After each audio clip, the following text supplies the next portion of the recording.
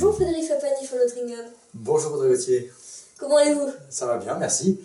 Alors, on est réunis aujourd'hui pour le mystère corse des oreilles.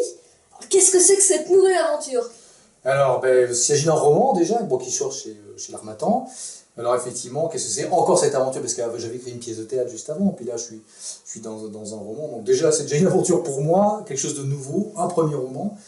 L'aventure paraît même, donc c'est une aventure policière, une enquête. C'est ce qui se déroule en 1912. Voilà. D'accord, très bien. Alors la Corse, 1912, pourquoi ces choix? Ah, pourquoi ces choix? Je crois que cette époque, c'est une époque où il y a l'Orient Express, où il y a des biplans, où il y a une belle époque, comme on dit. C'est une époque où les gens croient en la science, en la technique. Bref, tout ça, ça fait rêver. Et c'était des perspectives à l'époque. Et je crois qu'à un moment donné où on est un peu dans la dépression, la dépréciation, où les gens sont un peu tristes et malheureux, ça fait encore rêver. Moi, ça m'a inspiré de me saisir de ça et de vouloir partager avec d'autres personnes.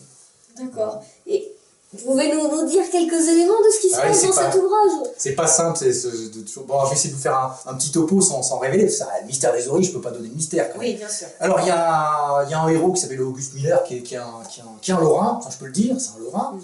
Je suis très attaché à la Lorraine, comme les gens le savent, ceux qui me connaissent un petit peu. Donc, qui est un officier de renseignement, en fait, français, et qui est en repos à Vienne, parce qu'il est bilingue, etc. Il est en repos à Vienne, puis il va être missionné, suite à un mystère qui s'est déclenché, quelque chose qui s'est passé en Corse. Il est missionné pour aller mener l'enquête en Corse. Donc, déjà, c'est déjà une aventure en soi, parce que partir de Vienne, aller à Paris, prendre son ordre de mission, aller en Corse, on est en 1912, c'est des trains, c'est des échanges, on se promène à dos de mulet, etc. C'est déjà une aventure en soi, donc il y a toute cette atmosphère-là. Et puis, paf, il va découvrir le mystère. Alors, je ne peux pas trop en parler. Le mystère se déroule. Okay. Il y a une résolution. Il revient avec des réponses à ce mystère et il regagne Paris. Très bien. Je vois beaucoup de passion dans la façon dont vous nous parlez de cet ouvrage. Qu'est-ce qui vous a le plus passionné dans l'écriture? À quoi vous avez pris le plus de plaisir? Il y a plein de choses. Mais je crois ce qu'il y a d'intéressant dans l'ouvrage, pour moi, le petit plus qu'il y avait, c'était le côté historique. Parce qu'il fallait que... Enfin, moi, je m'étais fixé un peu cette exigence-là, c'était d'être étayé sur le plan historique. Donc, il fallait que l'Orient Express, les horaires, tout soit cherché, soit minutieux. Et donc, c'est ça qui m'a intéressé, cette recherche historique. Ajaccio en 1912. Comment était Ajaccio en 1912? Presque une démarche scientifique, quoi. Oui, mais il y a une vraie recherche dedans. Donc ça, c'était passionnant pour moi. Il y a plein d'autres trucs passionnants dans le bouquin, mais ça aussi, c'est intéressant.